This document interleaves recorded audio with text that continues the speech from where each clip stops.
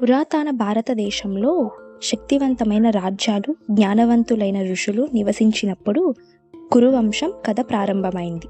ఈ కథ సత్యం, ధర్మం, ప్రేమ, ద్వేషంతో నిండిన మహానాటకం. ఒకరోజు గంగా నది తీరానికి వచ్చిన శంతనుడు అపూర్వ సౌందర్యంతో మెరిసే గంగాదేవిని చూసి ముగ్ధుడయ్యాడు. ఆమె అందం అతని హృదయాన్ని కట్టిపడేసింది.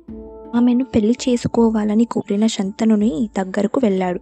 గంగా అంగీకరించింది, కానీ ఒక షరతు పెట్టింది. నేను నీకు భార్యగా వస్తాను, కానీ నా చార్యల గురించి ఎప్పుడు ప్రశ్నించకూడదు. ప్రశ్నిస్తే నన్ను నువ్వు కోల్పోతావు అని చెప్పింది. ప్రేమతో మునిగిపోయిన శంతనుడు వెంటనే అంగీకరించాడు. కాలక్రమంలో గంగ శంతనునికి 7 కుమారులను ఇచ్చింది. కానీ ప్రతిసారి గంగ ఆ శిశువును గంగా నదిలో కలిపేసేది. శంతనుడు తన వాగ్దానాన్ని గౌరవిస్తూ ప్రశ్నించలేక బాధలో మునిగిపోయేవాడు.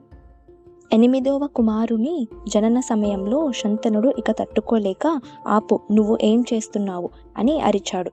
గంగ బాధతో ఇలా చెప్పింది, నీవు అడగడం ద్వారా నా వ్రతం భగ్నమైంది. ఇప్పుడు నేను వెళ్ళిపోవాలి. ఆ పిల్లలు వసువులు శాపం వలన మానవ జన్మం పొందారు.